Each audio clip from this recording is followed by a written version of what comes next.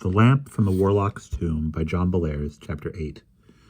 For a long time, Miss Eels and Anthony stood there, staring at the painting in silence. They both felt cold and a little queasy.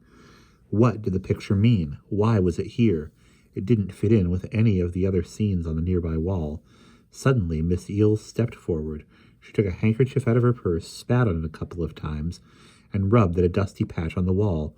There, at the bottom of the painting, of the strange room was a name, Willis Knightwood. Nearby the date, 1921, had been scrawled in black paint. With a satisfied grunt, Miss Eels stuffed her handkerchief back into her purse and turned away.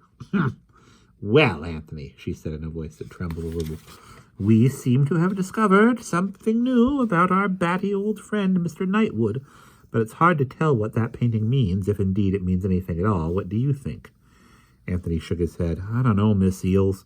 I wish I knew what the picture was for." "Do you think maybe there's a room somewhere that looks like that?" Miss Eels was about to say something, but she stepped sideways and bumped into an American flag that was standing in a metal holder. The flagpole rocked dangerously, and then it fell over with a loud clatter that echoed in the high ceiling. As Miss Eels and Anthony struggled to get the tall, heavy flagpole back into an upright position again, one of the nearby doors opened and a woman stepped out. She was about 60 years old, with a saggy, friendly face and a bun of gray hair.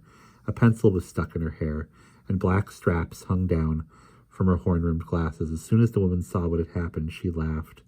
"Lord above!" she exclaimed. "I thought somebody had been shot. Well, you two sure get the clumsiness prize. Here, let me help you." Miss Eels knew she was clumsy, but she hated to be reminded of the fact. After the three of them managed to shove the flag back into place, the woman wiped her hands on her skirt and introduced herself. She was Inez Bracegirdle, the town clerk. "And what brings you folks up here to our fair city?" Miss Bracegirdle asked. Miss Eels smiled politely. "We're just doing a little wintertime tour of Wisconsin. By the way, do you know anything about these delightful wall paintings?" Miss Bracegirdle sniffed. "I'm glad you think they're delightful," she said dryly. "Some of us have a slightly different opinion of them. Now you take that picture there, the one that shows the weird room with the red idol in it. A little boy was in here the other day with his mother, and he looked at the picture and went into hysterics, bawled and screamed like anything, and his mom had to take him out." She paused and shook her head grimly. "If you want my opinion, that picture's the work of the devil, and I'm not the only one around here who thinks that way. The mayor and the city council have finally decided to have the whole wall painted over.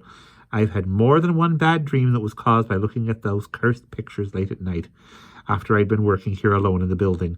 Miss Eels turned pale, but she tried to act calm. "Oh, really?" she said with a forced smile. "You can never tell what effects pictures are going to have on people, can you? By the way, this Willis Knightwood, the one who did these paintings, was he a local artist?" Miss Bracegirdle made an awful face, as if she had just tasted something bitter. "He was a local lunatic," she said angrily. "I remember him quite well, and if anyone deserved to be murdered, he did. Of course, nobody ever dared to say anything like that while he was alive. They all bowed and scraped to him because he was filthy rich, and everybody hoped he would leave a ton of money to the town. However, in the end, all we got out of him was this collection of wall paintings and the clock in the tower of this building that we're standing in now." "Clock?" said Miss Eels, and her eyes grew bright. She was hoping that she would find out something that would be helpful in solving the mystery. Miss Bracegirdle jerked her thumb toward the ceiling. "Yes, indeed. Old Willis gave us our town hall clock. I don't know how much it cost, but it's quite a production. The works came from Germany, and the face shows the phases of the moon and all sorts of useless falderall. There used to be two figures up there, too. Big, ugly things that were supposed to represent a couple of giants from the Bible. Gog and Magog, I think their names were. Anyway, the giants had clubs and they used them to strike the hours on bells. But the machinery that ran the giants broke down, so they were taken out of the clock tower and stored in the basement. But you know what? About a week ago, somebody broke in and swiped them." Again, Miss Eels felt nervous and frightened. Something strange was going on here. That was for certain. Clock figures? How on earth did they fit into this insane mixed-up puzzle? Clock figures. Something was stirring in the back of Miss Eels's mind. It was like almost being able to remember somebody's phone number or the name of someone you used to know. Clock figures. What was it? Oh well, if there had been some sort of clue floating around in her brain, it was gone now. "Are you all right?" asked Mrs. Bracegirdle. Suddenly, Miss Eels realized she had been staring vacantly into space. She blushed and looked sheepish. Was just wondering whether I turned off all the burners of my gas stove when I left home today. I'm rather careless about things like that. Well, thank you for all the information," she said briskly. "Anthony and I are going to poke around up here for a couple of days and then head back to Hoosac. It was very pleasant talking to you." Miss Bracegirdle smiled and watched the two of them go, but secretly she was wondering what on earth they were up to. Stillwater certainly wasn't a tourist attraction in the winter or at any other time of the year. Oh well, she thought, they don't look like bank robbers, and with that she turned and went back to her office to work. With thoughtful frowns on their faces, Miss Eels and Anthony trotted down the front steps of the front hall, and then they both turned and looked up at the clock tower. As Mrs. Bracegirdle had said, the face of the clock was full of little cut-out spaces where moons and suns went in and out, and below the face were the two empty niches where the figures had stood, the two tongueless bells that had once told the hours. Miss Eels wrinkled up her nose and shook her head violently. "Well," she said emphatically as she turned away, "there is definitely something going on around here, but what? And what on earth did those clock figures make me think of?" "You got me," Anthony said, shrugging.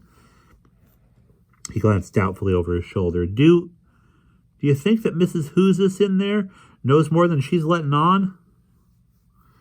Miss Eels smiled sadly and shook her head. "I don't think she knows more than we do, and right now she is probably wondering what the two of us are doing up in this godforsaken wilderness in the dead of winter. But look, we're not going anywhere.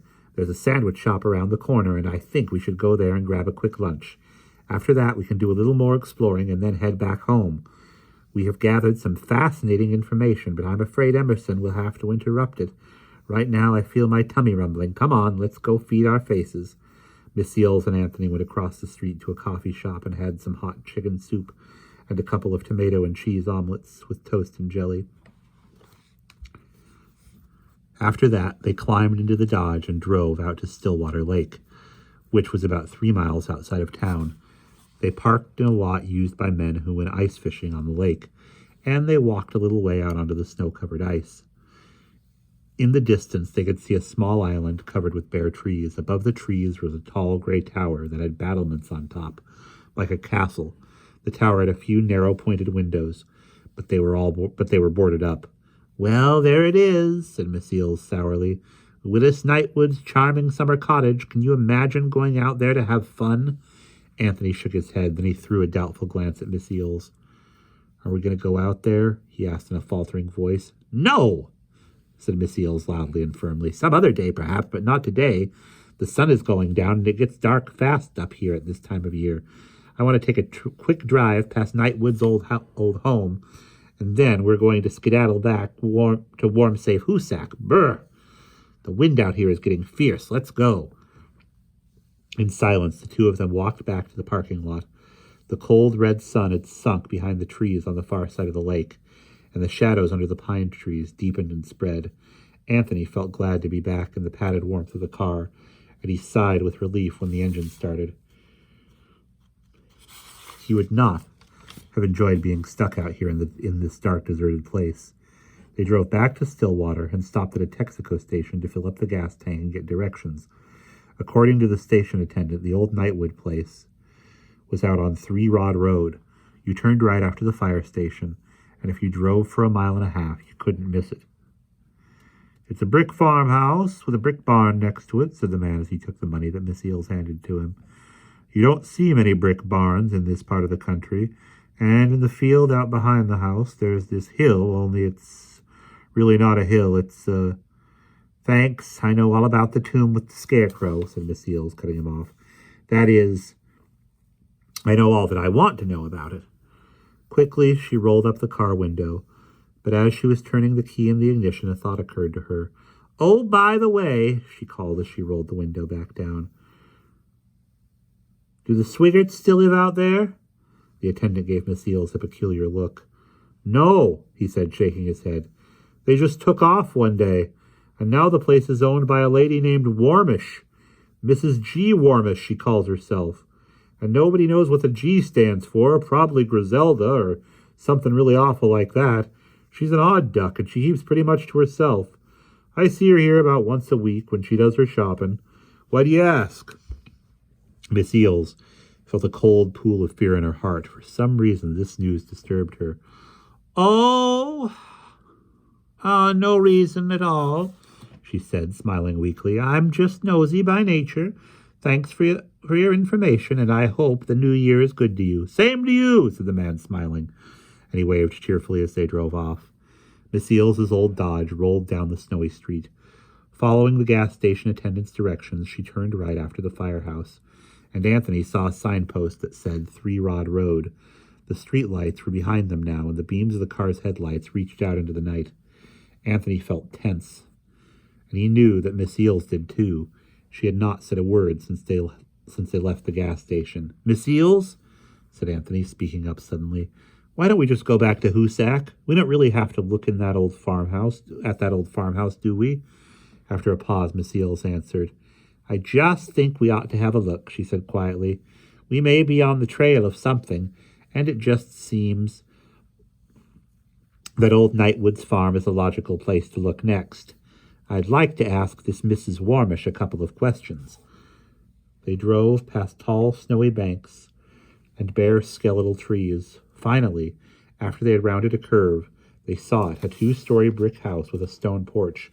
The downstairs windows glowed yellow, and a gray, ghostly curl of smoke rose from the tall chimney. Behind the house, lost in the darkness, lay a tomb where the lamp had once been buried. There it is, said Anthony, as their car slowly approached the house. His voice was throaty and weak and a bit trembly. Yes, Mrs. Eels began, and maybe. She stopped talking and swerved the car onto the shoulder of the road. She switched off the lights and sat, breathing heavily in the darkness. At first, Anthony was too startled to say anything, but now he saw why Miss Eels had stopped. A car was backing out of the driveway next to the house. As Anthony and Miss Eels watched breathlessly, the car bumped and jounced onto the road. It was moving forward, heading straight toward them. Its headlights were like 2 cold, frosty moons, and they saw the shadow of the driver's head. Then the car swept past them and was gone. Miss Eels heaved a deep sigh of relief. Good heavens, she exclaimed. I'm so glad she didn't see us. Anthony very much wanted to get away, but he was afraid Miss Eels had something else in mind. What do we do now? He asked nervously. Miss Eels did not answer. She started the car and drove forward toward the well-shoveled driveway. Are you going to go in there? Anthony asked in a voice that was almost a yelp. I am indeed, said Miss Eels firmly. I have got some funny ideas in my head about this Mrs. G. Warmish, and I'd like to see if I'm crazy or not. Let's hope she'll stay away for a while. Anthony wanted to jump out of the car and run off down the frozen road, but he stayed put as Miss Eels eased the Dodge up the rusty driveway and parked next to the front porch of the house. She turned off the motor and the lights, and they both got out and padded up the front steps. Boldly, Miss Eels stepped forward and seized the cold china knob of the front door. She twisted it, and the door opened. The hallway was warm and smelled of wood smoke. 2 lovely hooked rugs lay on the floor, and against the wall stood an elaborate old mahogany coat tree. A door on the left stood ajar, and a bright bar of light fell across the hall floor. Miss Eels and Anthony went in through the doorway, and they found that they were in a beautifully furnished parlor. Antique chests and drawers stood against the walls, and a grandfather clock ticked quietly in the corner. In the middle of the room was a polished oak table, and on it burned a nickel-plated electric lamp with a scalloped green glass shade. Propped open on the table was a small battered book, and next to it was a sheet of paper with a single sentence, on which a single sentence had been written. Curious, Miss Eels moved closer to the table and bent over to inspect the writing. It was in a foreign language, but Miss Eels knew what it said, because she had taken a course in Anglo-Saxon in graduate school years ago. Slowly, she moved her finger over the strange letters. Huene, Thamona, In Merrick, Gefaldi, Istone, Cometh, Askeroth, und Missel, Wundar, Gewerkath. Anthony had moved to Miss Eels's side. What does it say? He asked. Miss Eels shook her head in a puzzled way. As far as I can figure out, she said, it means this. When the moon is full in March, then Astaroth will come and will work a great wonder. Astaroth is the ancient Phoenician goddess of the moon, but I don't think I ever heard that the Anglo-Saxons worshipped her. This is very, very peculiar and mystifying. She glanced quickly at the book and saw that it was all written in the Anglo-Saxon language. The passage that had been copied out was underlined in red. Astaroth, Miss Eels repeated, as she glanced around at the fancy antique furniture. Astaroth! What on earth is going on? What can all this possibly mean? Anthony was getting more nervous by the minute. Anxiously, he tugged at the sleeve of Miss Eels's coat. Come on, he said. We have to get out of here before that old lady. Oh, Anthony, shush, said Miss Eels irritably. Stop being so antsy and let me prowl and snoop a bit. I want to find out if there's any connection between this Warmish woman and Mrs. Grimshaw. If I can find a desk with some letters on it, then maybe we can clear up part of this mystery and have a few more tidbits to offer Emerson when we see him again. So entertain yourself. We're not leaving yet. Anthony threw a despairing glance at his friend, and then he turned and walked down a short hall to the kitchen. In it he found an old-fashioned iron cook stove, a shelf full of groceries, and a table with a white enameled top. Next to the stove was a door with a calendar hanging on it, and when he opened it, Anthony saw rickety wooden stairs leading down. After pausing briefly to switch on the cellar light, he began to pick his way from one creaky step to another. A strong smell of earth rose to his nostrils, and when he got to the bottom of the steps, Anthony found that he was in an old-fashioned cellar with a dirt floor. Wooden crates full of vegetables lay here and there, but in the middle of the floor a large hole had been dug, and sticking out of the hole were the head and shoulders of a large red statue. It was the statue of a woman with the bulging red-veined eyes. Gilded Greek letters were stamped on her forehead. Entwined in the golden hair of the statue was a silver crescent moon, and her left hand pointed at her forehead. The woman's other arm was still buried in the earth up to the shoulder, but Anthony could see the tip of a golden scepter. For about half a minute, Anthony stood and stared. Then he raced back up the stairs, through the kitchen, and into the living room, where he found Miss Eels going through the drawers of an old walnut sideboard. Miss Eels! Exclaimed Anthony breathlessly. For gosh sakes, come on, I want to show you something. It's a statue, like the one in the painting. Come on, come see. Miss Eels was startled, but she closed the drawer and followed Anthony back through the kitchen and down the cellar stairs. At the bottom, she paused and gasped. Holy Mother of God, she exclaimed. Now that is not the sort of thing you find in the basements of farmhouses every day. Wait till Em hears about this, and then let him try to claim that there isn't anything odd going on up here. Sweet Georgia Brown, isn't that something? Miss Eels let out a low whistle, and she shook her head slowly. Finally, she turned and led Anthony back up the steps. She switched off the cellar light, and then the two of them made their way back through the house to the front door. I'm very glad we're leaving, said Miss Eels as she stepped out onto the front porch. This place was beginning to give me the creeps even before I saw the statue. Come on. Anthony and Miss Eels began to move along the shoveled walk toward the driveway. Anthony happened to glance to the left, and he stopped short. Grabbing Miss Eels' arm, he made her halt too. Good grief, Anthony, what is it now? She snapped. This is not the time to be pointing at... Miss Eels stopped speaking. She had seen what Anthony was looking at. Not far away, in the middle of the snow-covered yard, was an old-fashioned well with a high stone curb and a little roof mounted over it on posts. It looked like a fairy tale wishing well, and even had a winch and a brass-board wooden bucket hanging on a rope. Shining up out of the well was a mottled greenish watery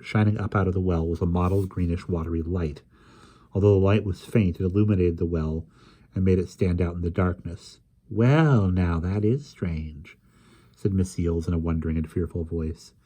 Do you suppose there's some kind of heating gadget down inside the well to keep the water from freezing? Otherwise, I can't imagine why. Again, Miss Eel's voice died, and she began to walk off through the deep snow toward the well. Anthony followed her. He really had no choice in the matter, because they had both been seized by a powerful desire to see the source of the light that was shining up out of the well. It was more than a desire. It was as if some irresistible force was dragging them forward. It was awkward for the two of them to stump along through the deep snow, but finally they reached the well and peered in. The surface of the water was ripply, but below were clear, lighted depths.